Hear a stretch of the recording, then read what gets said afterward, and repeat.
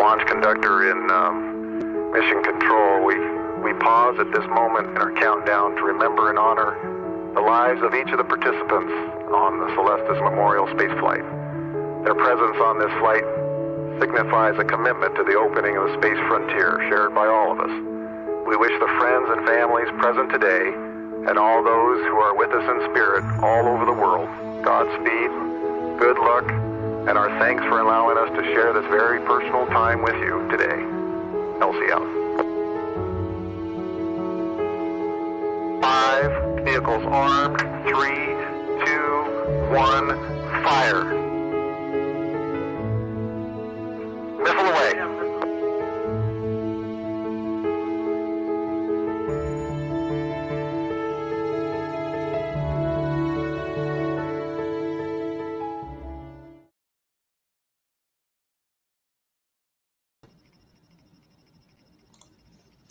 And good evening, everyone. My name is Marc B. Lee.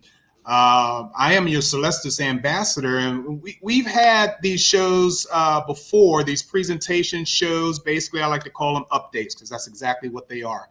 It's been a while. We took a little bit of a sabbatical. There's a lot of things that's been going on in a lot of people's lives. We had to coordinate with our space services crew to make sure we have all the proper information that we're going to be giving you tonight in line. We have 2 special guests who will be joining us later, but I want to make sure that everyone understands that if you are on the Facebook page or on the YouTube channel, you are allowed to come into the chat room and ask questions. So if you have any questions whatsoever, please go ahead and present them to us so we can go ahead and satisfy your concerns. At this time, I'd like to bring up my boss, the guy who's responsible for all of this, all of me, next to my mom and dad. This, in fact, is our boss, Charles Schaefer himself. Charles, how are you? I'm fine, but I refuse to take responsibility for all of you. Yeah, I've been put on many a doorstep, so yeah, I get it. Good to see you after a hiatus. How has your summer been? Oh, hot. We're burning up down here in Florida, and I'm sure most of the country right now is on fire. We've having so many natural disasters these days that I don't know what's going on. So I hope you got some good news for us today. Well, you know, I tell my friends that I'm of the age where I can remind everybody that we're actually living a 1950s science fiction novel where there's a unknown multi-mutating plague going all over the world, and the richest people in the world are building spaceships to leave the planet with their friends. Yeah, leaving us behind and all. And it's like, man, how do I hop that rocket? Every bad sci-fi movie you've ever seen is reality for it. I knock on wood, but I'm sure Godzilla is next. Okay. Well, we're doing good. We're carrying on. We're getting ready to do our second launch of COVID year 2021. Isn't it something? Looking forward to hosting people at this launch. So for our first launch of the year, many of you will recall, we literally could not host people in Florida. So we did a virtual mission. We had a few people in Florida, but in general, it was all virtual, and it was good, but there's nothing like being on site for a launch. And so we're hoping, with all appropriate caveats and anything else you can say that will cast doubt onto the certainty of it, but we're hoping to be able to host families from around the world, literally, for our Aurora flight, which will be our 18th mission. And goodness, that's a lot of them. And Aurora, to remind everybody, is our Earthrise service, where we fly a symbolic portion of cremated remains or a DNA sample into outer space, let it float around there and experience weightlessness or minimum gravity, I think is technically more appropriate, for a few minutes and then re-enter, parachute onto the White Sands Missile Range in New Mexico, where we dispatch a helicopter to recover it and then return to all the family members, all the primary contacts of our participants, a flown capsule, which is a pretty amazing remembrance of a loved one, to know that they've been where they wanted to go. So Aurora will be flown out of New Mexico, flown on a suborbital trajectory, and flown on Up Aerospace Space Loft XL rocket. We're currently in a planning horizon of no earlier than November 9 for that mission. We're still at the point where the primary payload, meaning the folks that own the rocket, we just, as you know, ride along as a secondary payload. In this case, it's NASA, and NASA is in the process of doing all of their preparations. There'll be many experiments, microgravity experiments, flying with your loved ones. And right now, the next meeting to review schedule is this Thursday. I believe that's the 27th of August. And we expect to have more information, that's what I can say, about the launch, whether it's holding it November 9th or whether the various folks that are working with NASA are requesting additional time. How do you keep up with that? If you're particularly, regardless of your interest in our flight, which could range from loved one on board to I like to watch rocket launches and all things in between, how do I learn about the schedule? As I always say, the best place to go is to Celestis.com, our website. Click on scheduled missions, go to Aurora flight, and you'll see the absolute latest date of information that we have, the latest information that we have on launch date. We change that before we do anything. Second thing we do is if you are if you are the primary contact of somebody on board, we will sort of 10 seconds after we change the website, we will send you an email updating you on the launch information. I urge you who are primary family members to do a couple things. The first is to read the email very closely, and the second is to share that information throughout your family, loved ones, whoever you think needs to have it. And that information is the latest we have about launch scheduling. We'll tell you everything we know. And that follows a path from where we are today of we've got a tentative date, planning is going on, to it's going tomorrow. And it'll be sort of that level of detail along the way. But you can always see the latest information on our website. We will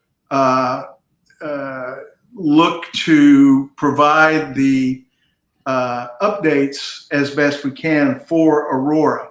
I'm seeing we have other questions about other missions, and if you'll permit me to address those in a little bit, I will do that. We have an unbelievably full schedule of missions. We've done 18 to date. We're scheduled for 5 more in the next 36 to 40 months. So you can kind of see that our pace of service is accelerating. And that's a function of a lot of things, but it's but everything is on track for all of our missions. So that's the short answer. On track being, again, look at what we say on the website. And if we aren't beyond Q4 or Q2 it means we don't know anything more about it than that. But trust me, we speak every day with, we speak all the time with our service providers and learn at every step of the way, and we present that information. For those of you that aren't family members, we send out newsletters. Many of you signed up for launch updates. Those come in email form. We do Facebook Live events. We even answer the telephone. If you want to talk to us, I've got people that have been working in this world for 20 or 30 years, original Celestians who are here to help you, and they do a great job. So that's sort of a real quick wrap up on Aurora. Next month we'll have much more information, and let me tell you a couple other things. We do have approval from both Up Aerospace and Spaceport America, and those are two important organizations to have approval from, to conduct our guest ops. Our guest ops are always 3-day events. Day one, you fly in and meet people. Day two, you do a tour, a memorial service, and some kind of an evening function. And day three, you see the launch. So we are planning on hosting as many as want to come. There are no limits to how many folks you bring. Where will you be going? We're going to headquarter this mission in Las Cruces, New Mexico, going back to where we started when we first started flying out of Spaceport America. For those of you curious as to why we moved to Truth or Consequences shortly after that, is that they paved the road to the spaceport from Truth or Consequences first. But the road has been paved from Las Cruces. It's closer, it's a bigger city. So that's where we'll be headquartered. We'll give out specific information a little bit later once we hear the results of this week's launch meeting. But we'll be headquartering in Las Cruces and conducting 3 days of mission events at Las Cruces. You can't go to Spaceport America on your own. It's not a public facility. You can't drive up and say, hey, I want to see that rocket launch. If you want to go, you have to work with us. And we are good at hosting, I think, having done 17 so far. And we'll help you have the experience that you're looking for. Okay, so I went a couple minutes over my estimated time, but I think that's a good wrap. Aurora is coming. It'll be here before you know it, and it'll be another great mission. Okay, so we have. Are we taking Q&A for you at this point, or are we waiting until after? Let's wait till after. Let's get through the prepared stuff, and fortunately, it's a scroll, so we can scroll through them and make sure we answer everybody's. Go ahead and write your Q&A out. Yes, that's what I was about to say. Don't hold your questions back, everyone. Go ahead and ask your questions. We have our Celestis team that's there who could probably answer them before we do. But nonetheless, we'll go through the questions at the end. In the meantime, I guess we're going to go ahead and move on to our special guest, Charles. Yeah, I think it's great. Okay, so, who goes first? We're going to roll the dice and go with Michael. So if you'll bring Michael up. Hi, Michael. Hello, everyone. Hi, Michael. Thank you for joining us. So Michael's going to talk to us about consumer DNA products, and they're the provider for the Celestis DNA service. Let me mention that we created the DNA service several years back for a couple reasons. One was to serve families who do not choose cremation as final disposition. So someone was a loved one, but they don't plan to cremate. How do I celebrate their lives? And we started out by just flying locks of hair for people, but it's a little bit more sophisticated now, and I think a better and cooler product. But So one of the reasons was alternatives to cremation. The second reason was we had a number of people who were flying a loved one, a son, a mother, a spouse, who said, I'd like to fly along with my loved one. How do I do that? So again, DNA is a really excellent way, particularly the way Michael's company processes and helps us prepare it for spaceflight, is a really excellent way for people to fulfill that wish. A third wish is people that just want to help spread DNA throughout the cosmos for whatever reasons. You know, there's a lot of theories that life on Earth began by comets with DNA on it hitting Earth and starting the life cycle. Oh, that's great, Charles. So you're saying I'll come back as a piece of rock? You could, yeah. Okay, just checking. There's also been a lot of interest in what I call symbolic spaceflight, and I'll point to Richard Garriott, who is the son of Skylab astronaut Owen Garriott, but Richard made his own flight. He made a lot of money in the gaming world, and he flew to the space station. It might have been Mir, but it was either ISS or Mir, and was one of the early space tourists. But Richard took with him a device he called the Infinity Drive, where he approached several of his friends, some famous, some not famous, and asked them to contribute their DNA, and created a digital drive, if you will, with those friends' DNA. And he carried that aboard with him on his mission, and created the first that I'm aware of flown to ISS or to space station DNA product. Wow. We've worked in the DNA world quite a long time, and for example, we have already included Sir Arthur C. Clarke's DNA on our forthcoming Tranquility flight, which will land on the surface of the moon in about a year and a half. And Sir Arthur, I'm a huge fan of his. I got to meet him, but he actually donated, as he said, what few hairs he had left, and felt that this was a very meaningful way for him, who would never get to space, to reach space. So there are a lot of motivations, I think, for people to choose flying DNA to space. So now that I've set that context, I'd like Michael to tell us a little bit about what he does, what his company does.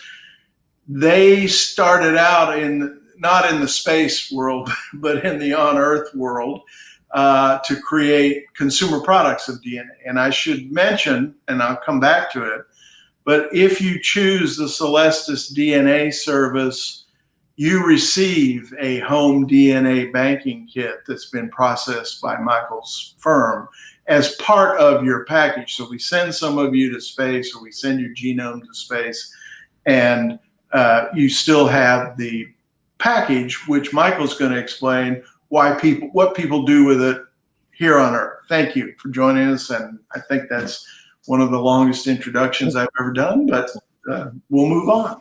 Thank you. You know what? It was a beautiful introduction, Charles. Thank you for having us. You know, it really means a lot to our company to be able to partner with you. So to give everybody a background information on our company, I am with DNA Memorial, and our company is situated in the funeral industry. A lot of people don't consider preserving their DNA, and we believe that everybody should be doing this. But while they're still living and they're here with us, there isn't as much of a need to do it because they can always extract DNA or do a DNA sample. However, upon death, the DNA in a body does start to degrade, and it happens, quite fast. So the funeral home, or usually we partner with funeral homes, that is the last chance for a family to preserve the DNA. Now, the DNA can contain very important information about their ancestry, their genetic makeup, genetic markers that will indicate disease risk for the deceased individual, but then we can go ahead and test the remaining descendants to see if they have increased risks as well, and paternity information. So all this information is very valuable to families, but what people are starting to understand now, though, is after you pass away, your opportunity to have access to this is very limited. So by utilizing our service, we do something with a non-invasive buccal swab, so just a little cheek swab, and we're able to extract the DNA. And we extract it and we preserve it, we protect it, wrap it with some silica beads, sort of like a ball of string, and protect the DNA. We place it under inert gas to protect it from degradation, and we're able to present this DNA back to the family in a home banking preservation vial. So it is newer technology, no need to have it cryogenically frozen, no special storing requirements. It stays in that vial and it stays preserved indefinitely. Now, this DNA can be accessed in the future. We have access to various testings through our labs, but we also partner with other labs. And if you want to get it tested somewhere local to you, we can either extract the sample and send it into the lab for you, or we can work with them to give them the proper techniques, sort of the instructions on how to extract the proper sample from there. But in the home banking preservation vial, there's typically enough DNA in there to run about 100 or so different tests in the future. So we feel that families should be building this DNA library. It's information, could play a very big impact in the well-being of their children or future offspring is yet to come. On top of that, we are the first company. We've worked with Living DNA, who is a major ancestry provider, and we're the first company who can offer a full ancestry report utilizing post-mortem DNA. So this is groundbreaking stuff. For the first time, we're able to get both the maternal and paternal bloodlines. Go back, in recent history, look at the last 500 years, but on the extended, we go back to the very start of the bloodline. So this is some groundbreaking stuff for many people who say didn't know much about their family history or didn't have an idea of exactly where they came from. We can really help them have a connection to who their loved one is, their genetic connection to them, and where they've came from. On top of that, we like to say that we're bridging the gap between the death and healthcare systems, and that's by utilizing our genetic predisposition reports. So our genes, we inherit wonderful features from our loved ones. I got my eyes and I got my freckles from my mom, but we also, inherit weaknesses as well. And these weaknesses could include increased risks for hundreds of serious health problems and diseases. So with genetic testing, we're now able to pinpoint diseases sometimes before you've even had onsets of any of the symptoms. Precision medicine is now using genetic testing to get to the very start of and the base of these diseases, and hopefully, being proactive with it and being able to, handle these or take certain things to help these situations before you actually get the onset of a disease. Maybe it's just something as earlier screening, knowing that, you are at an increased risk and you can go in earlier and get tested so you can catch it in the very first stages.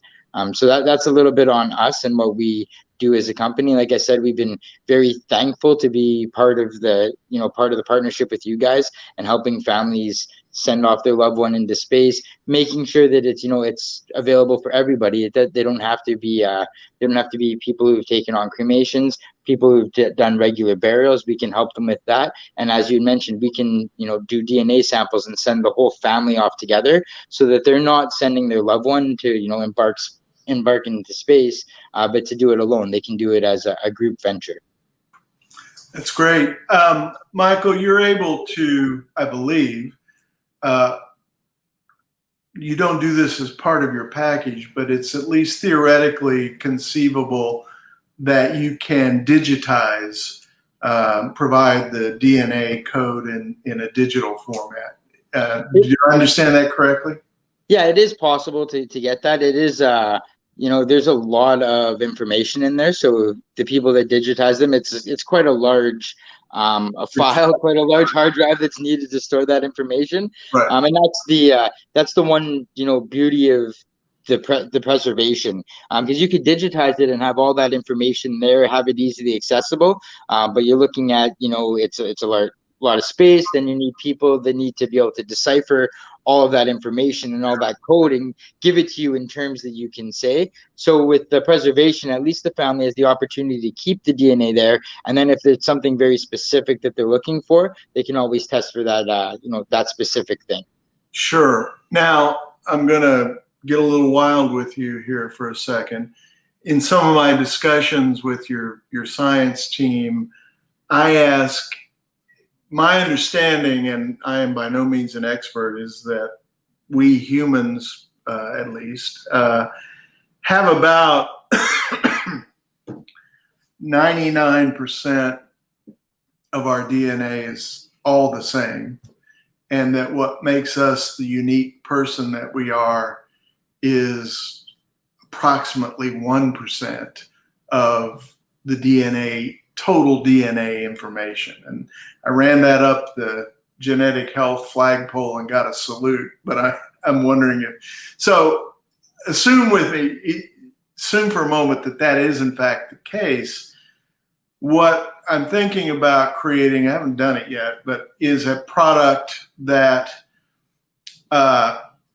basically is what I call personal, affordable, interstellar transportation. And by that, I mean, we can send you via high-powered radio transmission on a journey into deepest space forever.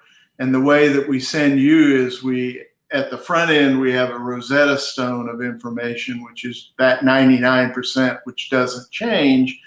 And then we send packets of the 1% that is you. We separate that out. We have that information.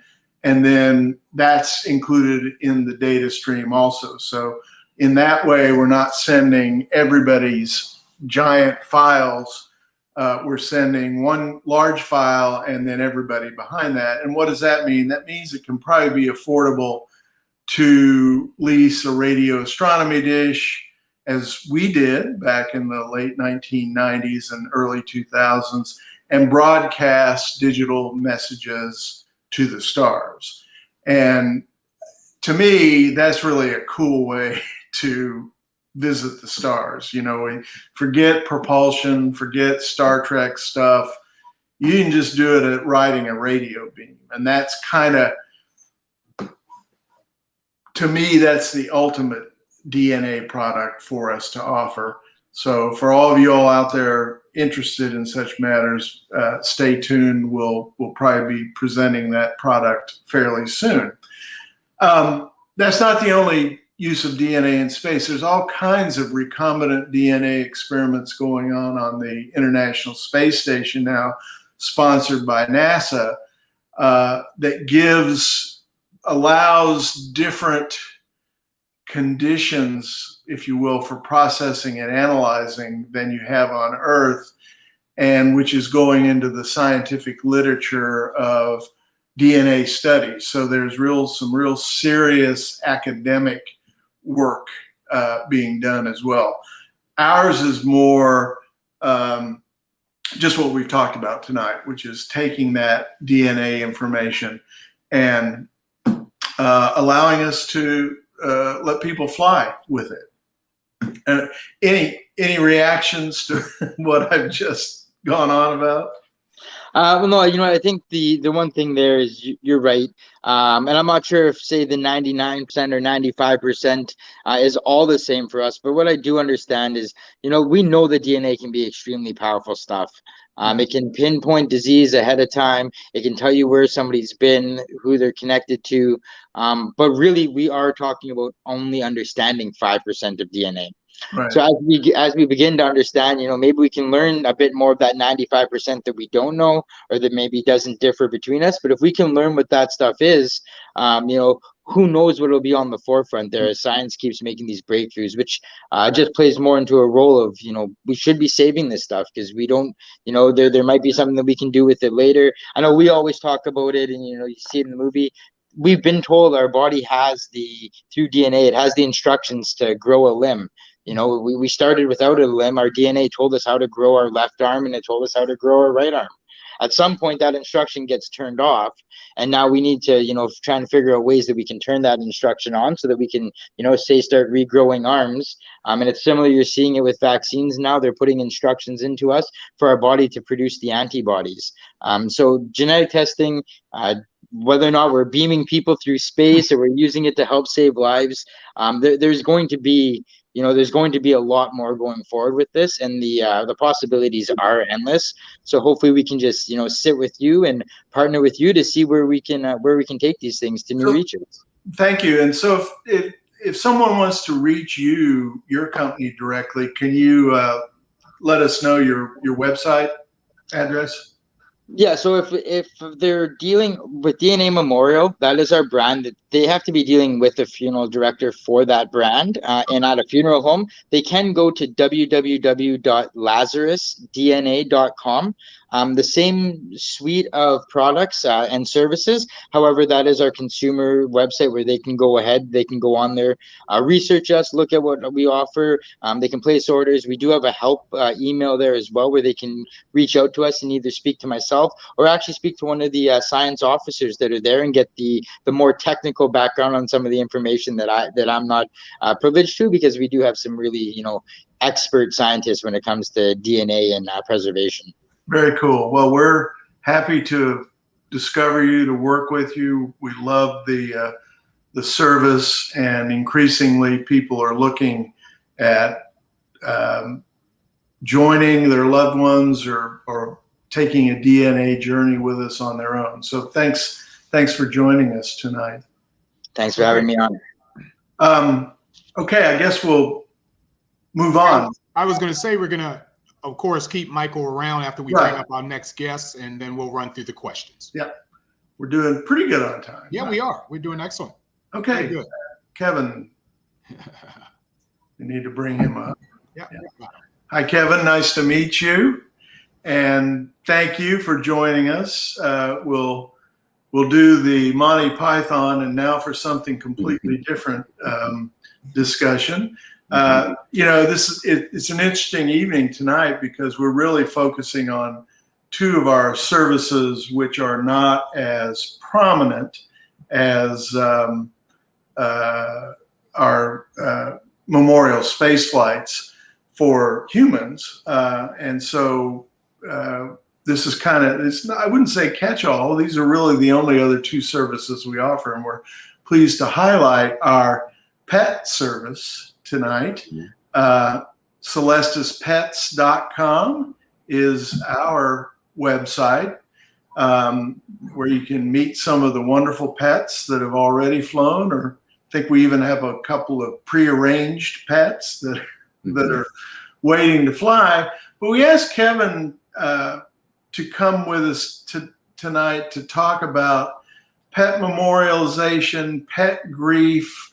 Why do people choose to provide a service, a memorial service for their pet, and what that can mean to the people involved? So, Kevin, if you tell us a little bit about yourself and what you do, we can dive into some of the questions I've got after that. I'd love to. Thank you so much for having me on, too. Sure. So my name's Kevin Ringstaff. This guy here, you can kind of see is Ponce de Leon. He's my mascot, too. He's my little explorer. And about 4 or 5 years ago now, I founded my company, PetCloud, petcloud.pet. And we do that to support people who are going through the grief over losing a pet. And for those of you who have pets, and you know already this deep love and connection that we have for them, but for everyone else, it's a little bit challenging sometimes to see that grief, see it up front, and to not know what to do with it, right? How do you comfort those that you love? And really at Pet Cloud, what we do is we provide a community and a space to just come and grieve and bring this pain, bring this grief, and just, everyone, and know that everyone there is also grieving, right? And is also sharing that pain. And it helps us feel just a little bit better to know that, we're not alone in how we feel. Very cool. Very cool. So I am a long-term pet owner, like in my entire life. So I've had a lot of life and a lot of passing of my pets. And I think it's appropriate to discuss, I think of my grandparents, sort of grizzled old Kansas farmers who I love dearly. And if I were to tell them that we're flying people's pets into space, I think they'd just probably roll over in their grave. It's just a dog, but we know it's not just a dog. Right. And as a result of that, the feelings that we have for our pets deserve an expression just as our other best friends have an expression. I have an opportunity to grieve, but what we're about at Celestis is we know we don't eliminate grief, but we give people one of the most wonderful services that you can think of to celebrate the life of those on board. So I've personally flown 4 of my pets on our missions. Oh, wow. We have people that have flown more than one pet, but I think the feeling that, again, pet owners are a unique group, and for us, it's like, well, of course I'm going to celebrate my pet. Not everybody's that way, and right, like it's sort of like a disenfranchised loss, right? Where we're a lot of people like just hold on to that grief because we don't want to share it because we don't know how it's going to be accepted. Yeah, or if it's just going to be thrown back at us. Yeah, exactly. Well, that's what I'm wondering is how would you address? I was watching the Bezos and Branson show earlier this summer. And for me, big fan, I'm huge supportive of it. But so much of the media coverage was, why aren't you solving the world's problems? Why are you doing this?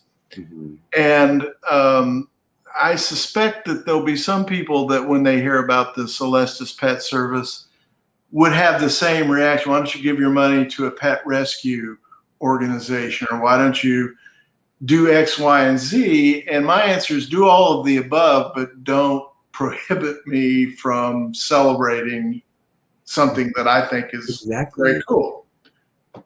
Like we talked about how, disenfranchised it is. And, like we have like memorials for humans, right? All the time, but we don't have that for our pets. And we don't have that really for any other loss other than a human loss, a human death, right? Like how great would it be to have a memorial service for, all the grief that we have, like a divorce or a relationship breakup. It's not a party. It's a lot of grief there too. Right. And, this is just another way of honoring what we have. And well, I know. Yeah, absolutely. And I know from talking with our clients who've chosen this, that they absolutely, it's very meaningful service for them as well. And again, as pet owners and pet lovers, we recognize also that part of what we do at Celestis is give back. And so every one of our missions has one or more dedicated charities that we support. And I know we've supported the Wildlife Way Station. I know we supported primarily primates. I know that we've given money to the ASPCA on occasion. And part of what we do with the revenues that we get from the pet service is exactly that, which is help organizations that otherwise are doing good works in the pet world and celebrating at the same time. What is, you start, what prompted you to start your business?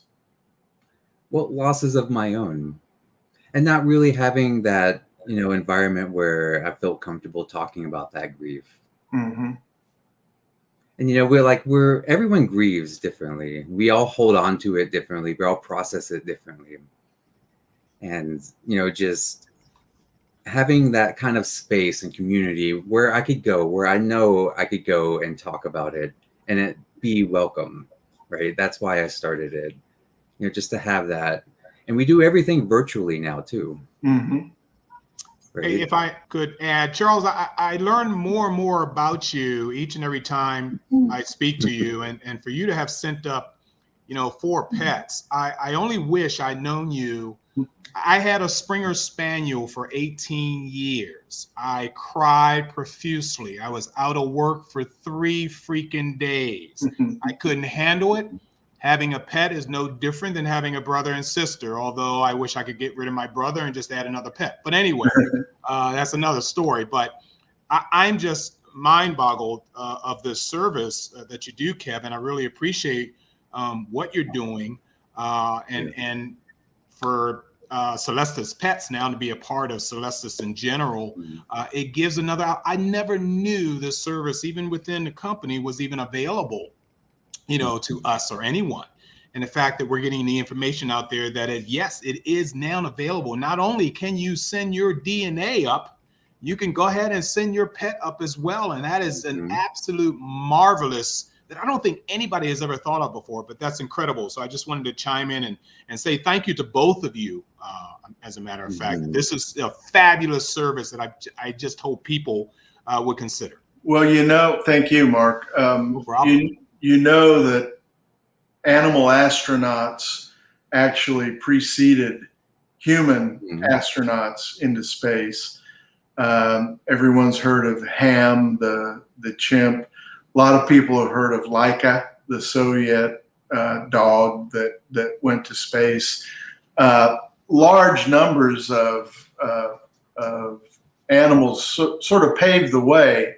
Some of them, in the name of what was then science, sacrificed their lives, but a number of them were actually brought back alive and lived full lives afterwards. And I guess bringing them back alive was really kind of the key element before we thought about sending humans. So in my view, animals share the planet with us. They should definitely share our efforts to go off planet. I can't imagine living in a space colony or on a lunar colony or on a Mars settlement without some sort of animal accompaniment. I mean, it'd be way too sterile of an existence. And if I'm in interstellar space, I want my cat and my dog there with me. So well, we're on a brand new planet together. Your backdrops makes it look like you're orbiting with the kitty cat also. I got this just for this program here. I was so excited when I found out about this too. I had to contact and reach out. Yeah. Okay. Well, time is moving on. I think we'll go back to the list of questions that we have and try and cover those, Mark, if you agree. Yes, I was going to go through and find a few, but first off, there's a few people that want to say hello and where they're from right now. So hello from Oklahoma. Carrie, good to hear you. Chris and Nicole, hello from Michigan. Hope you guys are staying. You're probably cooler up there than we in Houston and Orlando right now. Kevin, where are you hailing from right now? I'm in San Francisco. Oh, San Francisco. And Michael, where are you? I'm from Thunder Bay, on top of the greatest lake in the world, Lake Superior, here in Ontario, Canada. Oh my goodness! Wow. Okay, you You running should for have you should have figured that out. He says a boot. All righty. See a few questions here. I got Charles? one from Go ahead. Miss Hicks. We really want to come, but concerned about the timeline. When can we plan to come? Mhm. So when we know, you'll know. You'll definitely have, I would say, let's see, 45 to 60 days notice. It's not hard to get to Las Cruces. You need to, and we say this all the time when we're talking, don't buy non-refundable tickets. Right. Very important. What I'll say about the up aerospace missions is that's a very simple rocket. Whereas with a Falcon 9, a Falcon Heavy, a Vulcan Centaur, or Starship, you've got multiple engines, multiple valves, it's just a big honking piece of machinery. With the Spaceloft XL, it's light it and forget it, and it gets to space. So it rarely has. We've had one weather delay over the course of now 9 missions. It was a 1-day weather delay because there was lightning on the pad, which you don't want. We almost never have had any other delays once that date is set. So I would say you'll certainly have at least a month's notice to be able to come to the flight. Okay, I've got. What about Miss Cherry? Sharon? Where signed up to fly with my DNA. Yeah, I think that's just a thank you right Yeah. there. So we have a question for Ann Campbell, who is a previous client or a current client, but wants to know if, we had an orbital, as I mentioned earlier, we had an orbital launch earlier in the year that we could not host people at. So Ann wants to know can you attend one of the upcoming launches? Yeah, once a family member, always a family member with us. You're welcome.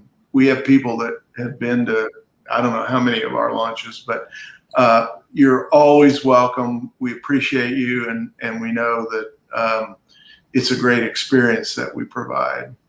Yeah, I'd like to add that it is a great event. We do a 3-day event. And it's just a thrill to see the blast off. So you have a whole weekend of celebration during that time. So yeah, I encourage, anyone get up with Celestis if you'd like to attend any of our launches, and they'll put you in the right direction on that one.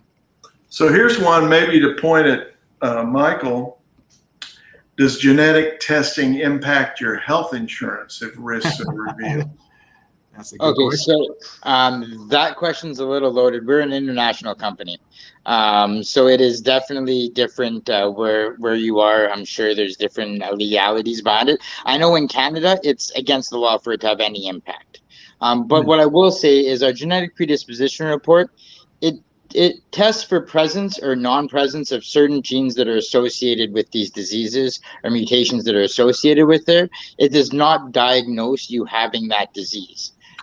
So it could be a useful tool for those looking at their healthcare or at their health insurance. If this says you're at an increased risk for, say, a stroke, and you know that, my father or my uncles had strokes or my grandfather had a stroke, you would think, yeah, maybe that risk is there and maybe it is more so in my family. Go out and get that coverage now before you go and actually get a medical diagnosis. Or if it says you're at an increased risk for prostate cancer and you do know that, your uncle there passed away of prostate cancer, then once this tells you you're at an increased risk, that would be the time to go to your insurance provider, add a critical care or critical illness rider to your life insurance policy. That would be the time rather than waiting till you go in with symptoms and getting a medical diagnosis. Interesting. Okay. It's a good point, and I wanted to say also, we don't share your information with anybody other than you, and you have the right to not share your information with anybody other than you.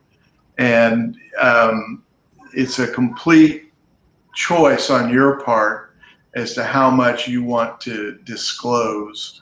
And we're, I think, big on what's called chain of custody. And so we are very careful with your information. And I'm sure, Michael, you have a fair amount of stuff in place to do that also. Yeah, so the labs, if we have to partner with any other lab, they don't know who the DNA belongs to. They give us the reports as, you know, the nuts and bolts of that report. We label it. When it comes to the genetic reports, we do all the printing in-house, so it doesn't even go to a printing company. Nobody else has their hands on it. We have a very small group in our laboratory doing these works. We print it off, and the family gets the only copy. We don't store that information on site. We don't store excess DNA here. The home banking unit is the extra DNA that goes back to the family, and they're in care and control of it. DNA is very personable, you know, as well as celebrations of life are personable. Everything in that industry is a very personable thing, so we feel that we should keep it that way. And your security and you know, personal well-being is at our utmost thoughts. Cool. So, Kevin, let me ask you, what resources are available to people who are going through pet loss, grief, and anxiety? And what would you recommend people, besides, hey, fly them to space? What do you think are care-based solutions for folks that have lost a pet? One of the best things that we do or can do is just talk about it. If we have a family or like a friend or family member that, you know, can hold that space for us, that's ideally, you know, one of the best solutions. You know, I offer, you know, the free virtual support groups every single Sunday. And those are just open for everyone who is grieving and just going through it. So do you want to shout out your website or how people would reach you to do that? Yeah, it's petcloud.pet.pet. Yeah. Very cool. And like the other thing too was like we were talking about memorial services. And for those who, you know, can't go to space for whatever reason, we can do a small memorial service ourselves. Yeah. Just invite everyone who knew them, come together, just talk about them, share stories, cry a little bit, and just be together. Yeah, absolutely. It's a tough day whenever it happens. And so, you know, many of the times we can make the choice as to how and when we say goodbye, but it doesn't make it less tough. No, not at all. But I do know that I have my 4 puppies on my shelf in their flight capsules next to their photos. And, you know, that makes me feel good. I know I'm glad I flew them. Marc, there's another question I want to try to get to that Please. 2 people have asked. Okay. Is what do we know about the Destiny flight? Yes, I saw that as well. So Destiny is Luna 03. Luna 02, to remind everybody, we're flying on the Astrobotic Peregrine lander mission, which will fly sometime next year. The long pole on that tent is the rocket company, ULA, is buying rocket engines from Blue Origin, Jeff Bezos' company. And these are new engines being developed, and they're a little bit behind schedule. Not a lot. What a shock. You can't invent on a schedule.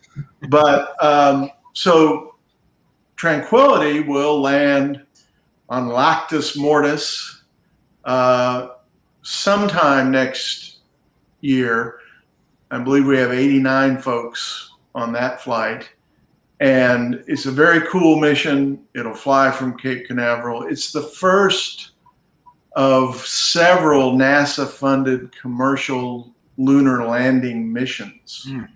And Astrobotic was one of the original winners of that competition, since several companies have won contracts. So do I have an indication of mission for the Destiny flight? yes and no. And the answer is I know who I'm going to talk to about that flight.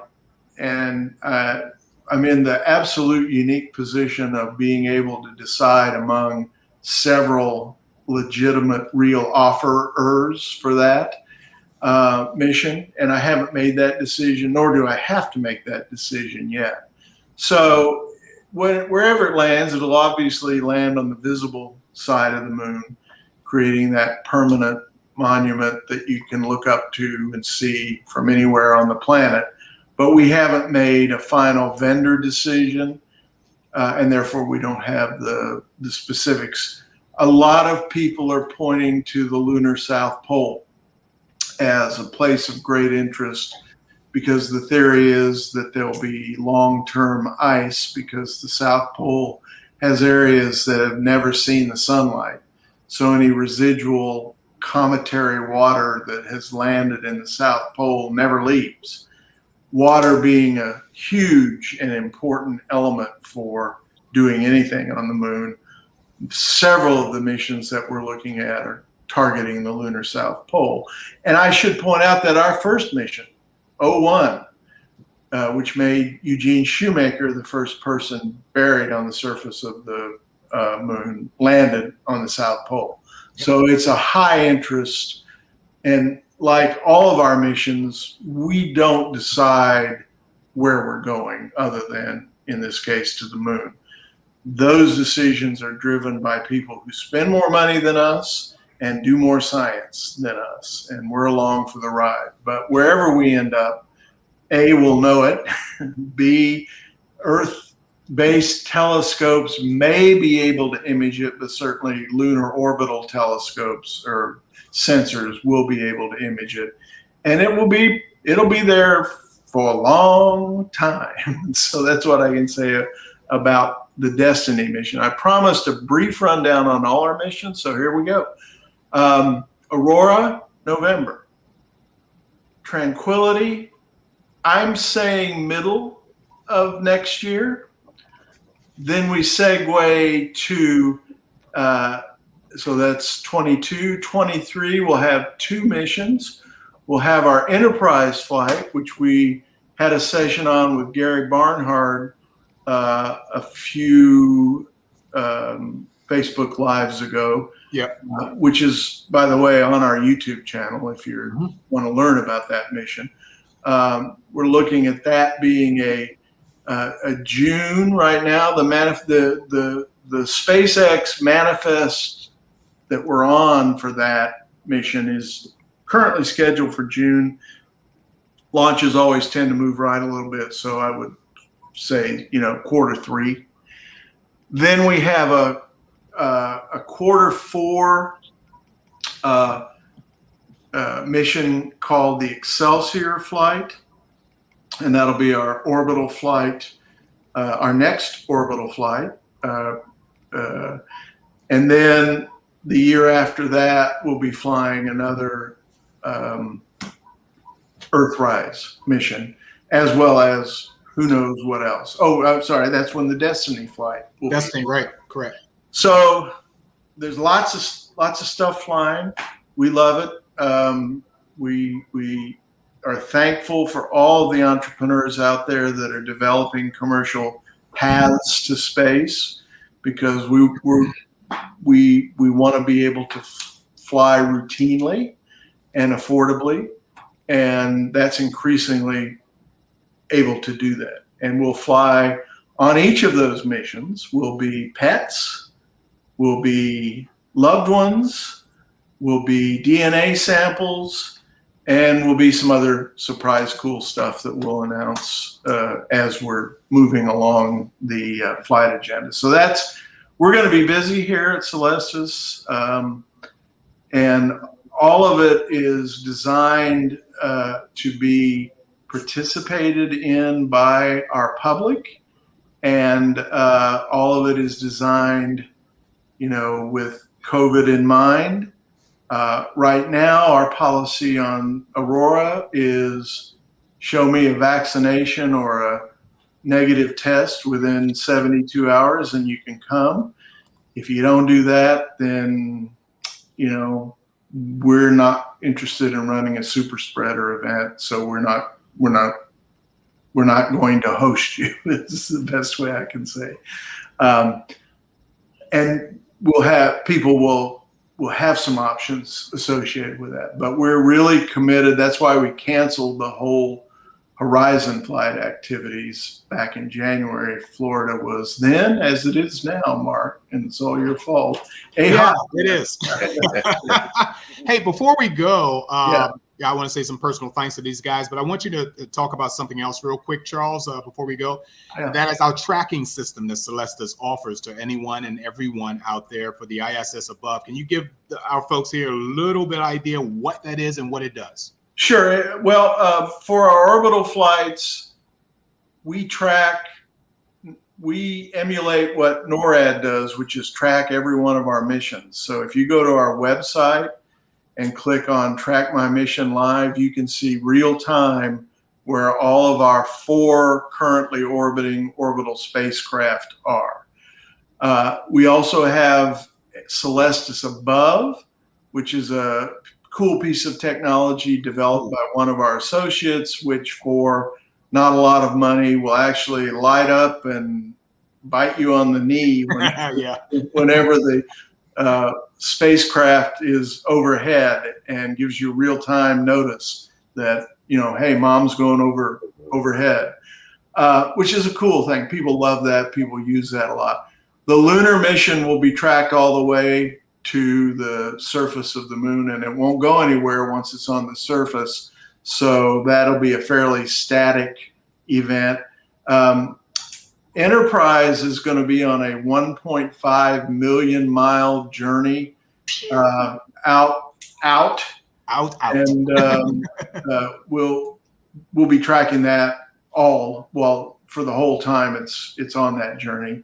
And Earthrise missions don't last long enough to do any tracking. That's a 30-minute up and down mission, which is very cool. It's in many ways something that if you haven't seen, you need to see it, but you can watch our videos on YouTube to learn a little bit more about it. Mark, I've exceeded our time here. Yeah, that's okay. We did. Michael, Kevin, you guys were fabulous. 2 great hosts. I really, really appreciate your services that you're offering. Folks that are listening now, talk to your family members as well as yourself. If you have not joined our Facebook page, you really need to get on that right away. There's more updated material on our Facebook page than what we discussed here tonight. We're going to have our next one whenever, Charles? Third Monday of September. So I think that's the 20th, Mark. Okay. All right. September 20th or whatever the third Monday of September is when you'll see us again. Questions. We are infinite when it comes to answers to your questions. So please don't hold back. Ask anything. There's nothing. I'm sorry. I was reading and talking at the same time. I can't do that.